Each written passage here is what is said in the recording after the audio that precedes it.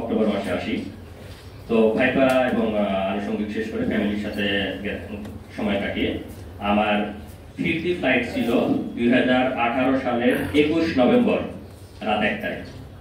সেই হিসাবে আমি 2018 সালের 21 নভেম্বর আনুমানিক রাত 10টার দিকে এয়ারপোর্টের মধ্যে যখন ঢুকতে যাচ্ছি, তো এয়ারপোর্টের খুব কাছেই ছিলাম, আমি একাই যাচ্ছি, কাউকে আর সাথে নিয়ে।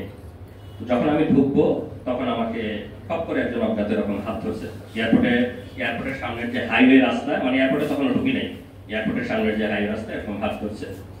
এনামুল হক মনি, রাত 1টায় কোরিয়াতে ফ্লাইট না? আমি বলছি যে জি, আমি এনামুল হক। আমি ভাবছি কেউ আমার জন্য ওয়েট করছে, কয়েকজন আমার জন্য ওয়েট করছে যে কোরিয়াতে যাচ্ছে, কিছু ডকুমেন্ট দিবে, জরুরি প্রয়োজন তাদেরকে হয়তো।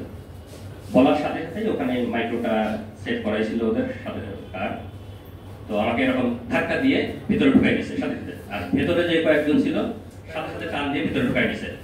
ভেতরে ঢুকাই নিয়ে চোখ বেঁধে ফেলছে, হাত বেঁধে ফেলছে, মোবাইল, মানিব্যাগ, ল্যাপটপ যা যা ছিল সাথে সাথে, আমি ফ্লাই করবো, ল্যাপটপ সবকিছুই ছিল ওগুলো জাস্ট 1 থেকে 2 মিনিটের মধ্যে, মানে কোনো কিছু বুঝে ওঠার আগেই ঢুকাই দিচ্ছে, কাঁধে ঢুকাই নিছে, মোবাইল, মানিব্যাগ, ল্যাপটপ নিয়ে নিছে, দিয়ে গাড়িটা। তখন থেকে আতঙ্ক স্বাভাবিকভাবে আপনারা মনের পরিস্থিতি বুঝতে পারছেন। আমি একটু সংক্ষেপ বলছি যেহেতু বাকি ভেড়া বলবে। তো এরপরে আমাকে গাড়ি ড্রাইভ করে নিয়ে গেল, নিয়ে গিয়ে তাদের যে জিজ্ঞাসাবাদের জায়গা, যেহেতু চোখ বাঁধা আমি তো কিছু বুঝতে পারছি না কোথায় নিয়ে যাচ্ছে। তো ওখানে সারা রাত জিজ্ঞাসাবাদ করে আমার মোবাইল, মানিব্যাগ, ল্যাপটপ, ফেসবুক আর ইমেইল, মেসেঞ্জার সবকিছু চেক করতেছে। আর ভয়াবহ মানে মাঝে মাঝে শারীরিক এবং মানে ইলেকট্রিক শক দেয় বা কি মানে এরকম ইয়ে। তো এরপরে আমাকে সেখান থেকে তাদের যে ঘুমের রুম, চোখগত অবস্থায় সেখানে নিয়ে গিয়ে রাখলো। রুমে রাখার পরে আমার চোখ খুঁজে দিল। তো তখন আমি জানি না যে আমি কোথায় আছি, কিন্তু যখন চোখ খুলে দিল সামনে যেহেতু গার্ডরা আছে, আমি দেখতে পাচ্ছি যে র্যাবের পোশাক পরা অনেকে গার্ড দিচ্ছে। তো তখন বুঝি যে র্যাব, কিন্তু র্যাবের স্পেসিফিক কোন ইউনিট কারা তখন আমি জানি না। এর পরের দিন আমাকে ওই অবস্থায় রাখার পরে আমার স্বাভাবিকভাবে, আমি যেহেতু কোরিয়াতে যাই নাই, আমার ফ্যামিলি মেম্বাররা খোঁজাখুঁজি শুরু করতেছে, আমার বন্ধুরা সবাই খোঁজাখুঁজি শুরু করছে, আমার ওয়াইফের সাথে যোগাযোগ করতেছে, কোনো খোঁজ নাই। পরের দিন তারা আমার মোবাইল থেকে আমার ওয়াইফের নাম্বারে ফোন দেয়, ফোন দিয়ে পরিচয় দেয় যে তারা অপহরণকারী, আমাকে অপহরণ করছে। তো আমাকে যদি দ্রুত ফিরে পেতে চায় তাহলে দ্রুত তাদের মোবাইলে, মানে তারা একটা ওই অনলাইন নাম্বার দেয়, রকেট এবং 1.5 লাখ টাকা পাঠাইতে হবে। তো এইটার কারণ হচ্ছে যে আমাকে যখন জিজ্ঞাসাবাদ করছে আমি বলছি আমি যে পিএইচডি স্টুডেন্ট, স্কলারশিপ নিয়ে কোরিয়াতে থাকি, খুব বেশি টাকা নাই, এরকম বুঝতে পারছে।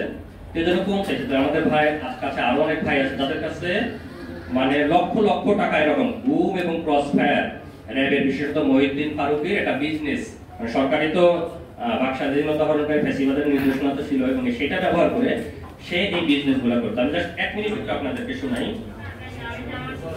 আমার ওয়াইফকে যখন ফোন দিছিল তখন সে একটু রেকর্ড করছিল।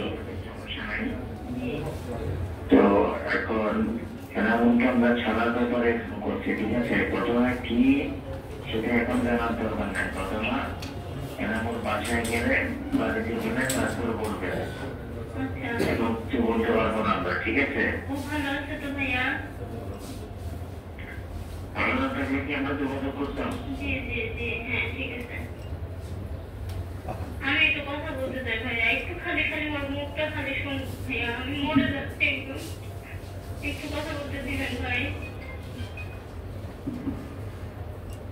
আপনি কি যোগাযোগ করতে থেকে কি এত যোগাযোগ না করলে ভালো হতো মনে হয়? আচ্ছা আচ্ছা, না ঠিক আছে, আপনি যা বলবেন তাই শুনবো, আপনি বলেন। সুস্থভাবে কথা বলেন, আপনাকে বলছি না সপ্তাহে কথা বলেন, কোনো কোচিং করার জন্য কিছু দরকার নাই। জি আচ্ছা ঠিক আছে ভাইয়া। এখন কথা হচ্ছে আপনি আপনার ভাই ব্রাদার, ওনার ভাই ব্রাদার কাউকে কিছু করতে পারবেন না, যেহেতু আপনি কথা বলছেন। আমরা সবার সাথে কথা বলতে পারবো না, কথা একজনের সাথে বলবো। আর আপনি কাউকে কিছু বলার দরকার নাই যদি এনামুলকে পাওয়ার ইচ্ছা থাকে। এখন এই কুক্তির দিয়ে কি সমস্যা করে সেটা বলা যায় না, ঠিক আছে? এখন আপনাদের দরকার এনামুলকে সুস্থভাবে পাওয়া, আমরা যদি দেন সুস্থভাবে পাইতে না, আপনার যেভাবে বলবো সেভাবে করতে হবে।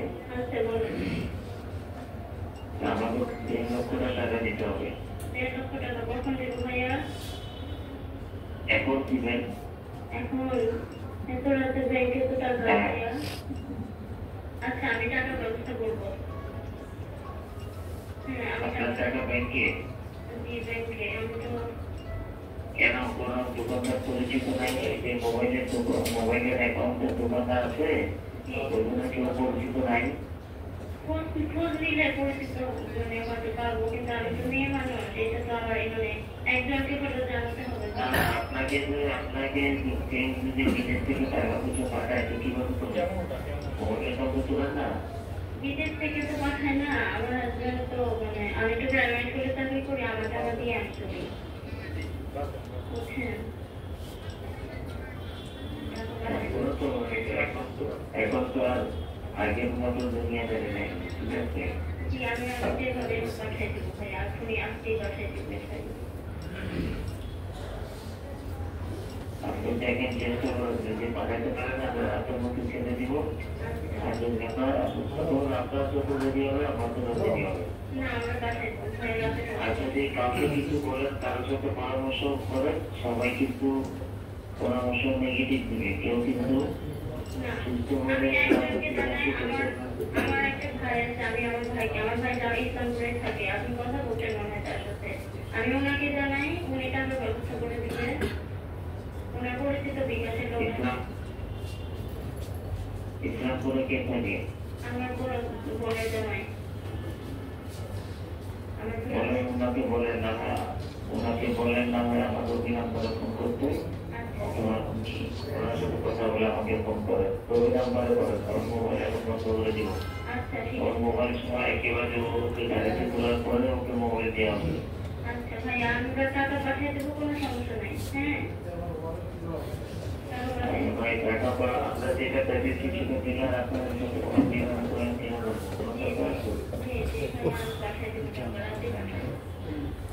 ঠিক আছে?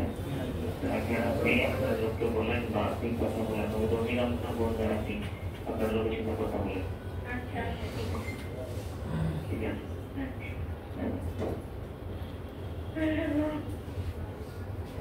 জি আপনারা সবাই শুনবেন, কারণ তখনও আমার ফ্যামিলি আমার ওয়াইফ জানে যে আমি অপহরণ হয়েছি, তারা পরিচয় দিচ্ছে অপহরণকারী। সে সেই সময় কলটা রেকর্ড করছে যে পরের দিন যে আইন শৃঙ্খলা বাহিনীর কাছে দিবে যে আমার হাজব্যান্ডকে খুঁজে পাওয়া যাচ্ছে না, উদ্ধার করে দেন। কিন্তু আসলে পরেই তো টের পাইছে যে আসলে আইন শৃঙ্খলা রক্ষাকারী বাহিনী, বিশেষ করে র্যাব এই কুখ্যাত মহিউদ্দিন ফারুকী, সে আমাকে গুম করছে।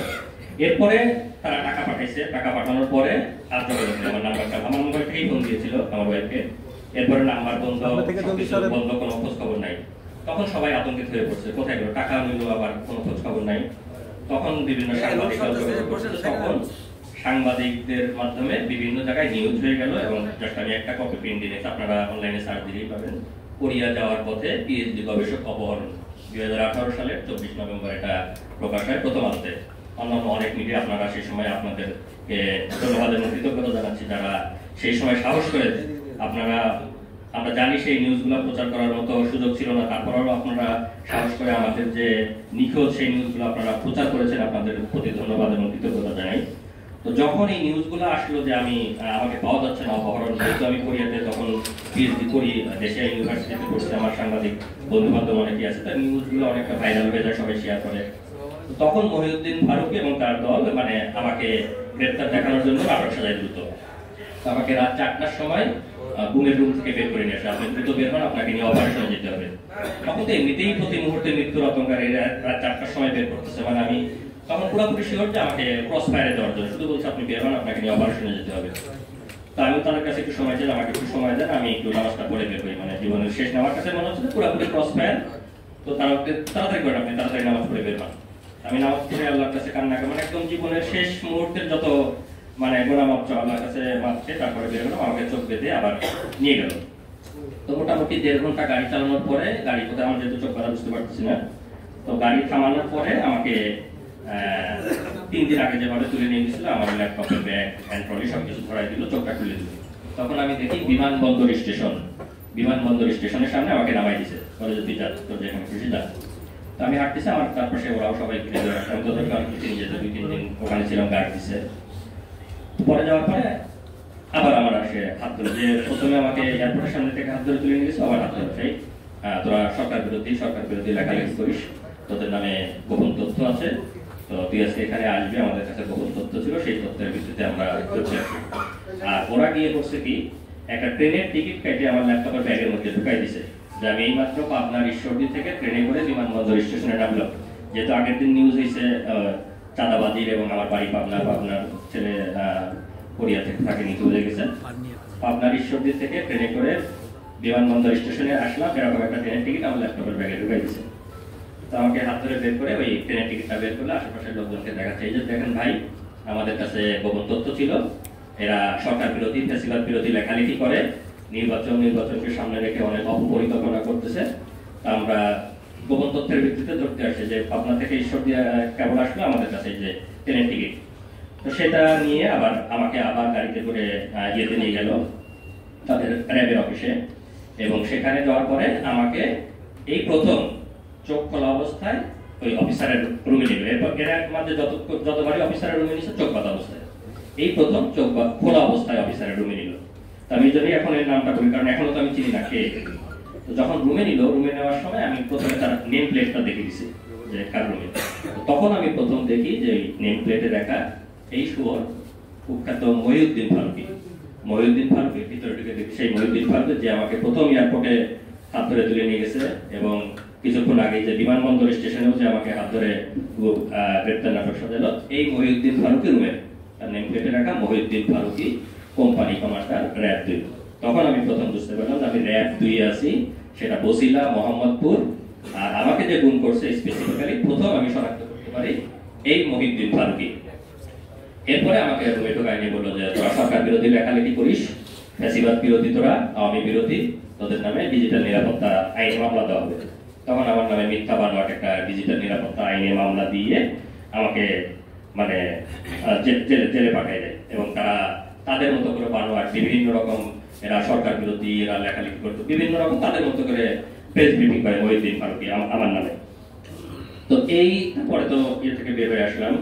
তো এইটা হলো আমার সংক্ষিপ্ত কাহিনী। তো আপনাদের